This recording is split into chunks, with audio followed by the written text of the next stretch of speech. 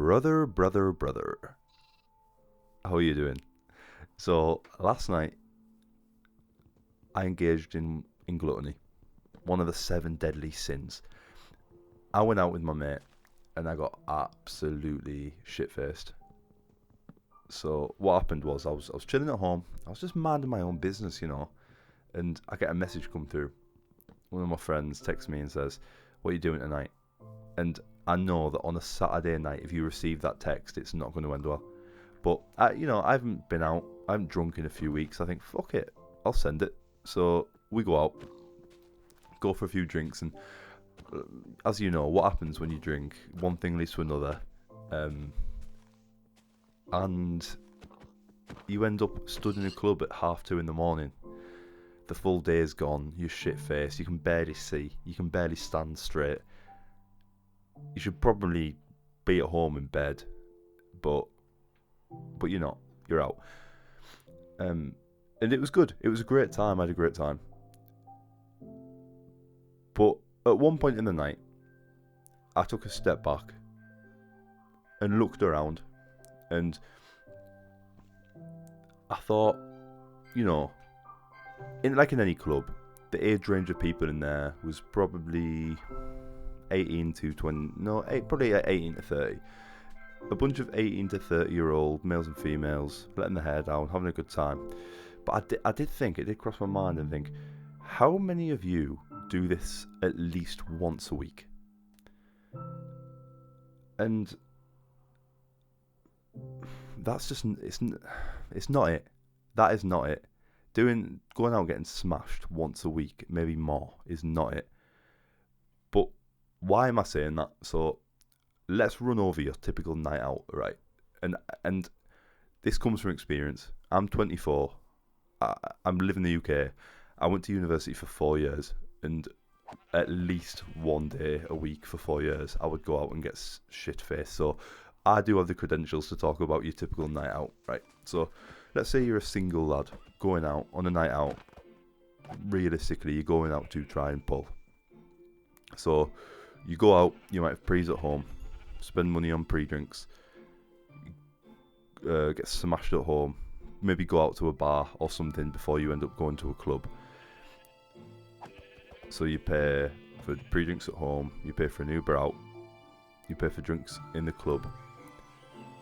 And most people, I feel like the perception of going out and pulling is that you pull every time you go out. Most times you don't pull. If you're going out to pull, most times you don't pull. And I'm saying that, I'm 6'1", decent looking person. My point is, it's not like I'm saying this as a little incel black pilled, I'm social, I put myself out there, but when I was single, it's not as easy as people think, and 90% of people won't pull most of the times when they go out. It's very, very situational, pulling, especially if you're not in a university city. So, and then obviously after the night out, the days after, the older you get, unfortunately, the worse your hangovers are. And I have 2-day hangovers now, which is brilliant. But it does help because it adds to why you shouldn't drink even more, right? It puts me off drinking. But outside of just that, so you go on a night out, you're going out to pull, realistically. You're probably going out to see your mates, but I'm assuming you see your mates all the times. So realistically, you're going out to chase girls. There's two outcomes from that, right? You either go out, get drunk, not waste loads of money, but spend loads of money and don't pull, or you do that and pull. But if you're just doing it for a one night stand, fair play, right? But if you're trying to meet women in the club, most, I don't know, I feel like most girls who are in a club and willing to have a one night stand are not the type of girls you want to be wifing off anyway. So there's that to consider as well. And then outside of the actual night out and the days after, the amount of health things that come with drinking. So your physical health, if you're someone who, like me, goes to the gym, trains, bodybuilds, maybe do any sport, your physical gains are massively affected by alcohol. Not only is alcohol bad for the body, but also there's so many calories. If you, let's say you're drinking pints, there are so many calories in pints that it basically fucks any progress. And then there's the mental health aspect. So not only it makes you more anxious, you have the hangover, so the days or following days after, you just can't be asked to do anything. It also affects motivation.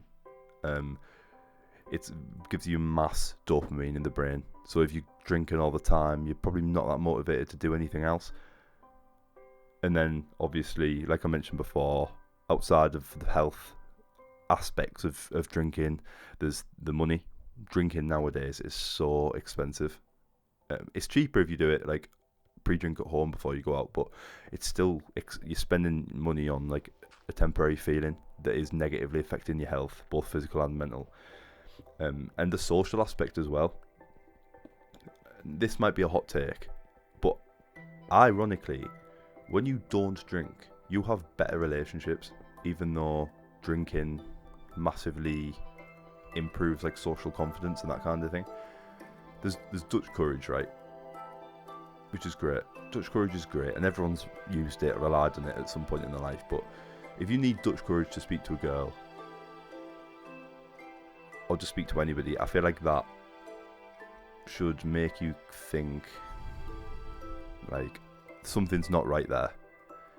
You should have the confidence to speak to a girl, because what happens if you don't drink and you're out and you have to speak to a girl that you might like or something? Say you start a new job, what are you supposed to do then? You can't drink at work, you know. Well, you could, but you probably, I mean, don't even need to say anymore. Like, so, I mean, there's that. And there's also, like, I know a lot of people, when they're thinking about things to do with their friends, are like, oh, we'll go out and drink. But then, like, yeah, cool, go out and drink with your friends, that's fun. But if your only thing that you have to do with your friends is going out and drinking, then are they your friends or are they just drinking partners? Like, what would happen to those relationships if you stopped drinking? If you messaged those friends and said, right, I'm going sober, I would appreciate your I don't know how to word it in a way that isn't gay, but like your guidance with this. Let's say you wouldn't say that, but let's say just for argument's sake, he said, "Oh, I'd appreciate your guidance with this." How many of your friends would like stick about, and how many of your friends would say, "Yeah, 100%, mate. Let's do something else." My friends would, but I also in the past have had friends that wouldn't, and that speaks a lot on your relationships that you do have. When you stop doing things like this with the people who you used to do them with, it opens your eyes massively to the fact that they probably weren't that good friends with you to begin with. So yeah, I know it sounds like I've just spent 5 minutes being a hater on alcohol, but I'm just helping you open your eyes to maybe the negative downsides of drinking, because yeah, it's fun. We've covered that. It's great. And you make some great memories, but there is also a lot of downsides that come with drinking. And if you're watching this video, then you're probably young, hungry, motivated, disciplined. And I hate to be that person who says it, but drinking alcohol and chasing women whilst you're drunk is massively, massively holding you back on your potential and where you could be. So to lead on from that, you're probably asking, what instead? Well, think about it, right? If you didn't drink every week, you'd have two things. You'd have more time and more money. And like both of them, how is having more time and more money a bad thing? I mean, more money speaks for itself, right? More money to do things, more money to save and put towards whatever you want. Buy yourself some nice clothes, make yourself look sharp, buy yourself better quality food, buy yourself whatever you want.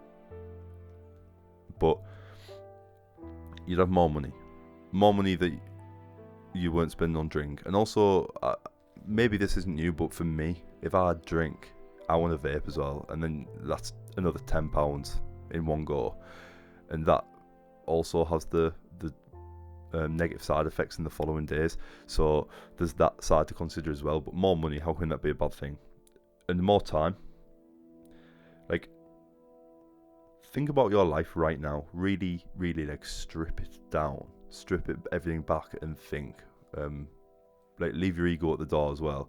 Think, and ask yourself two things. Number one, is there anything in life you enjoy that you wish sometimes that you had more time to do? Like, more time to do that thing with, I don't really know how to word it, but you know what I'm trying to say. Or is there anything you'd like to start doing, like a hobby or anything? And maybe either A, you don't have time to do it, or B, you can't afford to do it. Well, if you didn't go on that if you didn't go on that night out at the weekend, then you probably would have the time to do it, have more motivation to do it, because you wouldn't be hungover in the days after, and you'd have more money to do it. And also, leading on from that, if the answer to that question is no, think about your current situation and think, are you happy with where you are right now? And what I mean by that is, everybody has dreams, right? When you were younger, especially, like, a big thing. I'm 24, so a big dream that a lot of people I went to school with had, even if they didn't say it, I know they did, because people like you, we grew up watching people like KSI on YouTube, like the Sidemen, maybe Logan Paul, Jake Paul, for people in America. Everybody had the dream to be a YouTuber, but nobody pursued it. And I feel like the older you get, the more you consider something like that, and consider, yeah, it's possible, I would like to give that a try. But it might come into it that, I don't have the time, or I don't have the money. Not that you have to go out and buy equipment, but I don't have the money to buy a microphone that would help me with that. Well, then sacrifice the short-term instant gratification of going out this weekend and getting sloshed, and use that time and money to buy yourself a microphone, and use that night time and the Sunday after that you now have free of that hangover to make your first YouTube video and build towards your goals. I mean, it doesn't have to be YouTube, but you can use the same line of thinking with anything.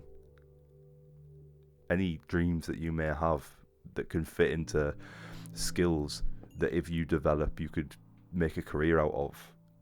It's all transferable to this conversation that I'm having now. And I know drinking's fun, but it's not the be all and end all. And some people go through their whole lives getting smashed every weekend, and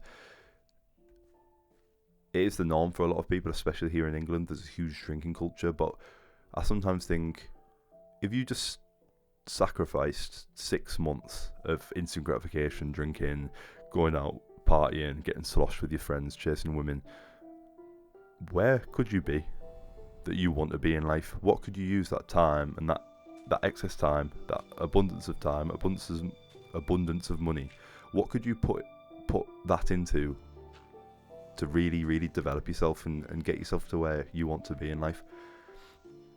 Because, as I said earlier, I went to uni for 4 years and would get smashed at least one day a week.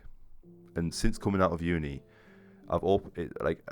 it's opened my eyes to imagine if I used that time in uni, those 4 years of getting smashed all the time, and put it towards building a business, or starting a YouTube channel, or taking my fitness more seriously, or just anything like that. And it makes me think, imagine where I could be. And I wouldn't want you to, in 5 years' time, have these thoughts for yourself, look back and regret not doing it sooner.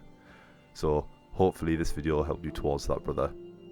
And if it did, let us know. But yeah, that's all from me, brother. Speak soon. Right, love you, bye bye.